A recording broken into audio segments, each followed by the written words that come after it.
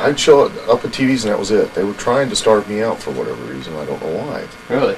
Yeah, I guess because, I've been told that by other people that I had a bad attitude, or not a bad attitude at that time. I was cocky. I thought myself the independent kingpin, and that, Nash and those guys didn't like me, and I thought, I guess they just put the word on me, and it was, teach me a lesson or something. Yeah. Guess what? I don't learn lessons very well. You're not going to starve me out, and you're not going to make me quit, because nobody's going to make me fucking quit. So, I didn't work again until April of '96. Wow. That was my nice sabbatical from wrestling. And they had the old talent pool pay I was getting. I was the lifeguard of the talent pool, but because I was part of the talent pool so long, they just made me a lifeguard. And but then I, started working with, they came up with a thing with Marty, and I foolishly believed that was going to go somewhere, which it didn't. And but I tried, and I had a good time, and I really, gave 100%, did everything I could, but yeah, it didn't amount to anything. What was talked about it a little bit just now. What were your impressions of the Click, the infamous Click, when you came to Titan? Did they, I guess, rule the WWF with an iron fist, as they say? Oh yeah, at that time, yes, they did. Yeah. Unquestionably. There was no second man in charge. There was no assistant booker. There was them. Yeah. They ran the thing. That was. I don't care what anybody says. I did. Really? It was very obvious. Wow. That's you said before. You said for some reason they put the word out to Vince. That's what I've heard. Did they were they two-faced about it? Where did they ever have a problem with you? Where they came up to you personally and ever said, "Hey, I'll." No. That's not how this business works. Yeah. Nobody's going to say anything to you directly anyways. It's always going to be, one thing here and then another thing there. Yeah. You think it was maybe guys like Kidd and Michaels maybe feel threatened to their spot since you did an aerial style that was... I don't know. I think because I came from, in their opinion, I came from nothing, from nowhere. So who was I to come in with the attitude that I came in with? And being all cocky and arrogant when I don't think I am, but people say I come across that way. Who was I to come across like that? Yeah. So let's teach this guy a lesson. Show him that he ain't what he thinks he is. He ain't all that in a big bag of chips. We're going to show him, and we're going to start him out. How was the locker room morale up there at the time? Horrible. Yeah. Was it because? It was because of that. Because all the guys felt like they had nowhere to turn. Who could they talk to? What could they say? Where could they go? I mean, it was what they were stuck. Right. As far as their spots were concerned, as far as getting any headway, because you and I are competing. You're a fellow employee, but yet you're also in charge of me. You're over me, and I want your spot. Well, am I going to go to you and say, hey, I think I should be utilized a little better here. What do you think? Yeah. So I can take your spot. This ain't going to happen. It's just not going to happen. So. Sounds similar to what happened with Shane when he was there. I mean, at least according to what he told us during the shoot interview, just as far as, if they don't like it, you're not going anywhere. If you're figured, I've heard this from several people. If you're figured in up there, you're figured in for life. I mean, you can look at Barry Windham. I mean, look at Jim Neidhart, for God's sake. Yeah. I mean, on and on and on. The list goes on and on, guys. If you're figured in, you're figured in. If you're not, you're not. And no matter what you do, and that really was what became so bad for me up there, was that, no matter what I did, no matter how much I changed my appearance, no matter how hard I worked, no matter how cooperative I was, because believe me, I'm very easy to get along with. As long as business is done with me, I'm more than willing to do business with you. Right. And no matter how willing you are to work, no matter how willing you are to do what they ask, no matter how you conduct yourself outside the ring and present a good image for the WWF, no matter how much you work out, you try and make your appearance better, no matter how much you change your facial hair, your regular hair, no matter how many times Vince McMahon personally came up and said, hey, good match, thank you very much, I've gotten great reports. Yeah. No matter whatever, doesn't matter. Yeah. No matter what you did, it wasn't going to change anything. You were going to be Johnny Job Boy for the rest of your goddamn life, and that was going to be it. You know, that was what they saw you as, and it wasn't going to happen. It wasn't going to happen. Could you go to Vince at all during this and say? I went to Vince. Tried one time, you know, it got just right before they put me with Marty. I talked to Bruce Prichard, you know, all the other little underlings, and they all say, and it's very easy for them to say this, oh, you need to talk to Vince. Sure, you know, I need to talk to fucking Santa Claus. You know, I'll call up the goddamn Easter Bunny. It's one thing to say I got to talk to whoever, okay? Yeah. But it's another to actually get the chance to talk to somebody, you know? Oh, I'm going to call Jesus Christ up on the goddamn phone, too. It ain't going to happen. Yeah. Especially where I'm at, as far as this whole situation's concerned. Yeah, sure, I need to talk to Vince. No shit. Tell me something I don't know. Yeah. It ain't going to happen.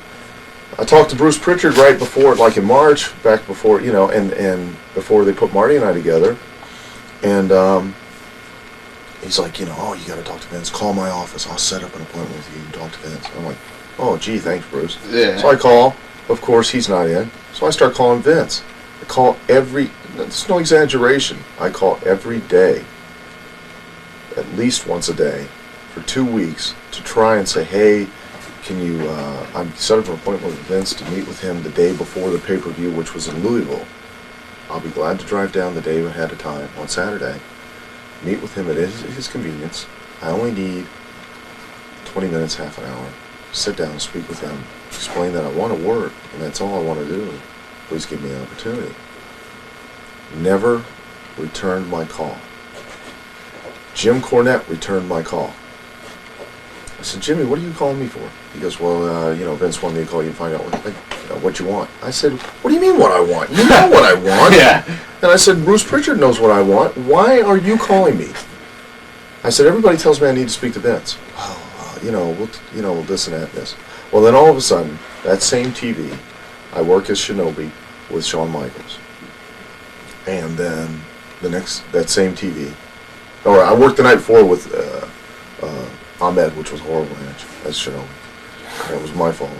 But then I worked the next night with Shawn as Shinobi, and you know, they were happy with it and all that. Then I work with the same tapings. I work as Leif Cassidy with Marty Jannetty. Well, big start, right? You know. And then I go to the Germany tour with you know, because Marty's hurt, and work that, and which was a living hell because Nash was leaving, and so was Hall, and they were just being idiots. Really? Oh yeah, and they could, you know, they knew they could get away with whatever they wanted to get away with because basically, you know, the agents were going to do anything because they needed them to finish out their fucking run. Yeah. So, then that was, you know, I started doing the rocker thing. Well, then to come around, I worked from April to September. I start hearing rumblings that, you know, they're going to split Marty and I up or whatever, and I know that it's not going anywhere because they bring the Harris twins in. And you know they're not going to do anything with you when they bring the new team in and they have you put over the new team. All right. You've been around long enough. You know how it works. I know how it works. So, again, I stand outside Vince's office at TV. This was in Pennsylvania, I think it was, for 2 hours. And all I wanted to do was just tell him, look, I want to speak to you. I don't want to do it at TV because, you know, you have people lined up and you have all this other stuff to do. Trying to be considerate, and you know, but I would like to talk to you. Oh, call my office. We'll set up an appointment. You can come right in. Yeah. No exaggeration. I spent another 2 weeks calling that man. I worked for him. Yeah. I worked for him, and he wouldn't even give me the time to call me back. Yeah. You know, or set up an appointment. I tried 2 weeks. Guess who called me back? Cornette? Yes. Ha! I said, Cornette, I'm going to quit. I said, that's it. I said, this is totally disrespectful, even just on the basis of just being a human being. It's just being disrespectful to me, and I don't appreciate it. I've paid my goddamn dues enough to where I should earn at least a modicum of respect, even from the great almighty hell Caesar, Vince McMahon. Yeah. I should at least get something as far as a phone call. You know, that's not asking much. Oh, don't calm down and next TV, I'll make sure we'll trap him, we'll talk to him, blah, blah, blah. This was in October, beginning of October. So in Fort Wayne, all of a sudden, he's there, I see him, I caught him, I went in, I talked to him for 20 minutes, which was a waste of time because the very next day, we talked about the Lee Cassidy thing. Being goofy. The reason I'm being goofy was to see me get my ass kicked. Well, let's face it, Vince, they're seeing that all the time. Yeah. And I said, I feel, and I think rightfully so, that I got this gimmick over to a certain point, even in spite of how it's been done. I've gotten it over. I mean, people enjoy watching it. You had a cult following. Yes. And I said, I work hard. I have personality. I have a certain amount of charisma. I can do things in the ring. I have experience. And I said, why not do something? What do I need to do to go to the next level? Well, it was basically yada, yada, yada for, yakety schmackety, blah, blah, blah for, 25, 30 minutes. But I thought, well, maybe I've made an impression on him. The next night in Cincinnati, they called me and Marty in to sit down with Bart and Billy when they're about to start the split.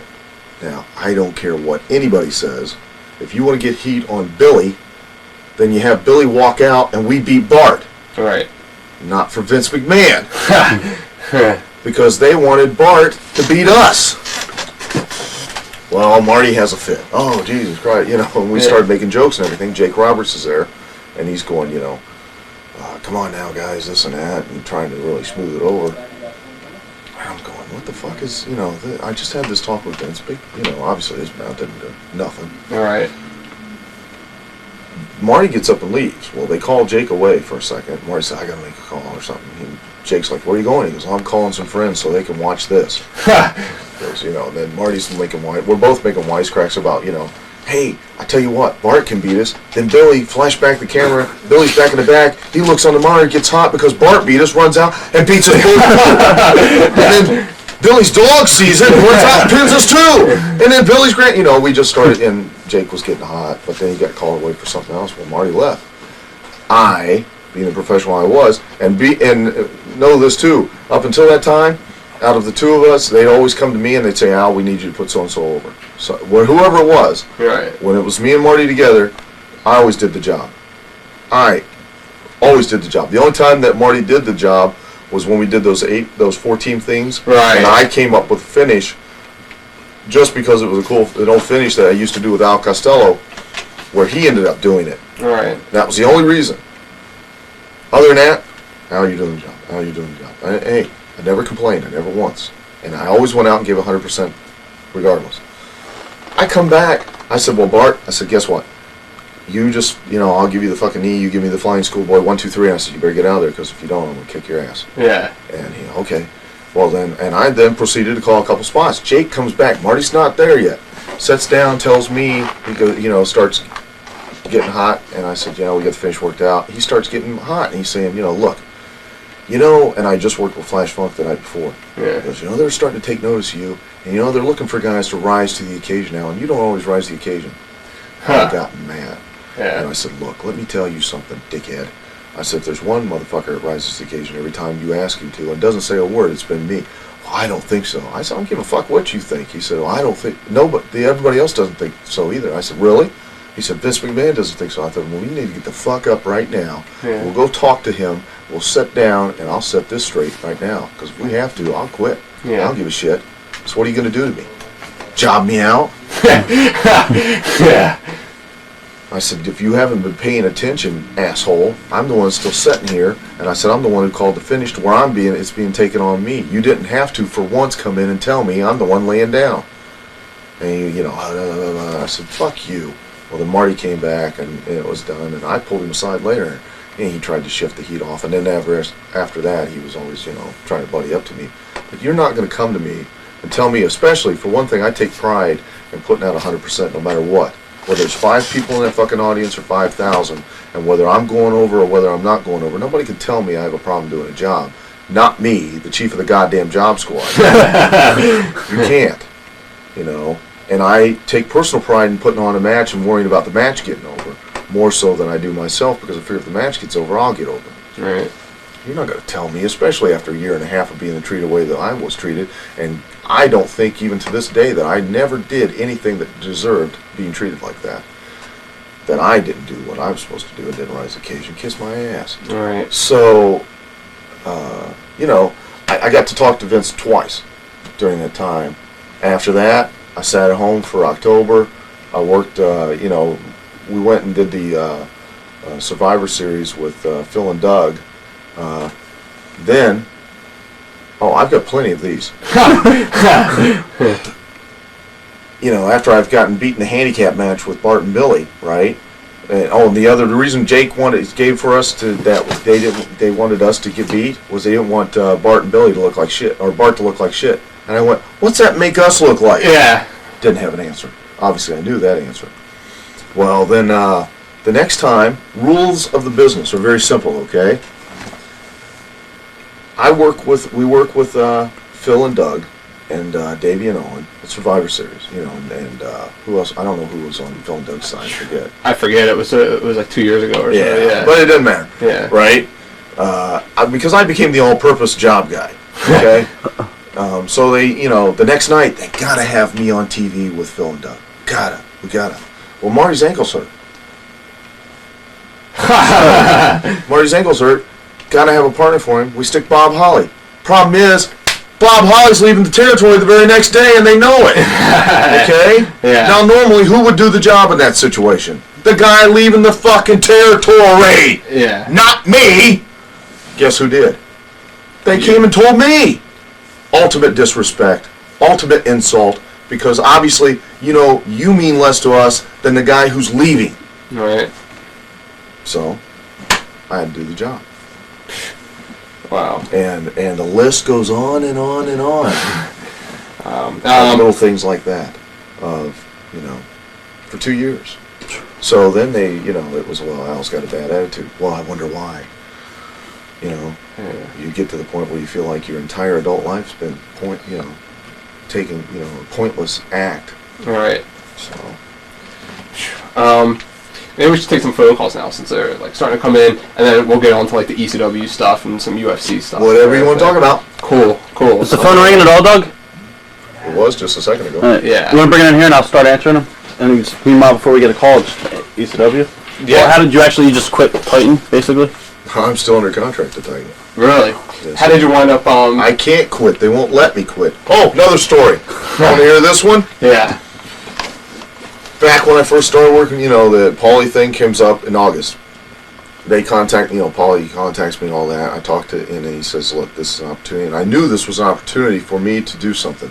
Even if it was nothing else than to get out from Vince McMahon and for Vince to see me in another light other than the good hand or whatever. Yeah. Okay? And Paulie promised to do something with me.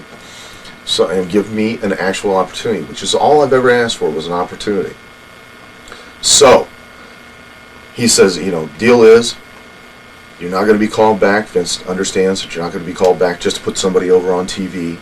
You're not going to be they're not going to take him, put you in a house show where, I run, job you out, nothing like that. You're here on loan to us for whatever time. I said, cool with me. Yeah. You're still under contract to Vince. I know. I said, I know. At that time. So, Jim Ross calls me up. Says, hey, we got this deal. We want you to go over to England and do a pay-per-view, work with Tiger Ali Singh. And I'm sorry, Tiger, you're a nice guy, but you're the shits. No talent. He doesn't. Really? I'm sorry, he doesn't. I've had, I guess it's I've had obvious good because he's matches been on with just TV about once. anybody, but he can't. He can't work. I'm sorry, he can't. And he's not ready for the push, but they believe, Jim Ross saying, hey, I said, look, this kid's bad. I worked with him one time in Kuwait. And he's like, he goes, yeah, but he'll make money for us, big Muslim population out there. And I said, well, yeah, I don't understand that, Jim, but I said, Muslims and all, if that thinking were to go, then, you just put a black guy out there, and he's real bad, doesn't matter, you'll draw black people because he's black. I said, don't work that way. I said, he's willing to make money for us even if it's by accident. I said, well, it have to be. Well, we need you to go work with him in pay-per-view in England. I said, I can't, Paulie. I said, it's not going to be aired in the United States, is he? He says, no, it'll just be aired there. And I said, okay. And he goes, make good payoff. And I said, well, okay, if it's not going to be aired there, I'll check with Paulie, make sure it's all right. He says, well, we got the TVs afterward, if you don't want to work them, because of the deal. I said, yeah. I said, if I could just go home, I'd be fine. He goes, okay. Well, I get the plane ticket and all that to go to England. Well, my return is on Wednesday, not on Sunday. Back. What a shock. So, I spend the next couple of weeks calling the office trying to get a hold of Jim Ross. Guess who calls me back? Cornet. Nope, not this time. Bruce Prichard. Okay.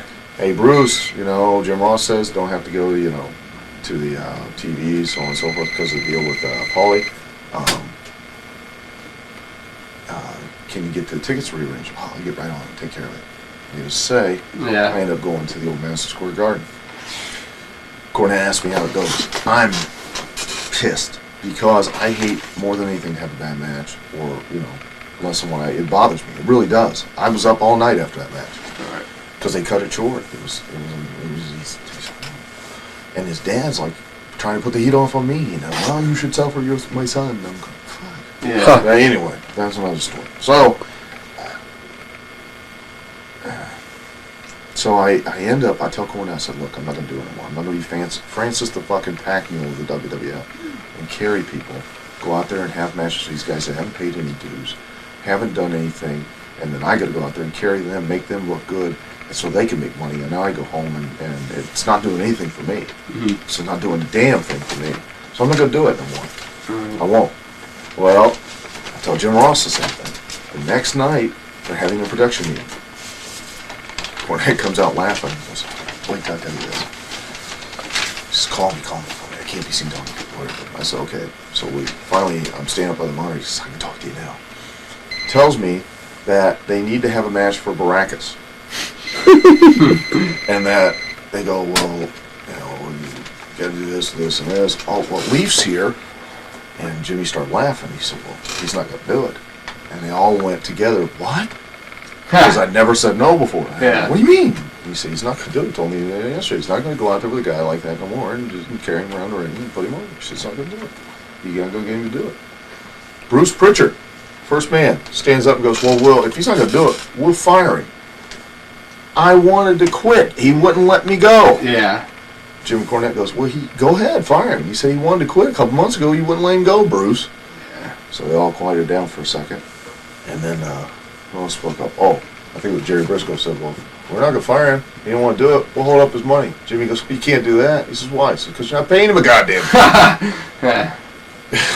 So then they're starting to get a little confused. Bruce goes, well, what's he doing here anyways? If it's not going to work.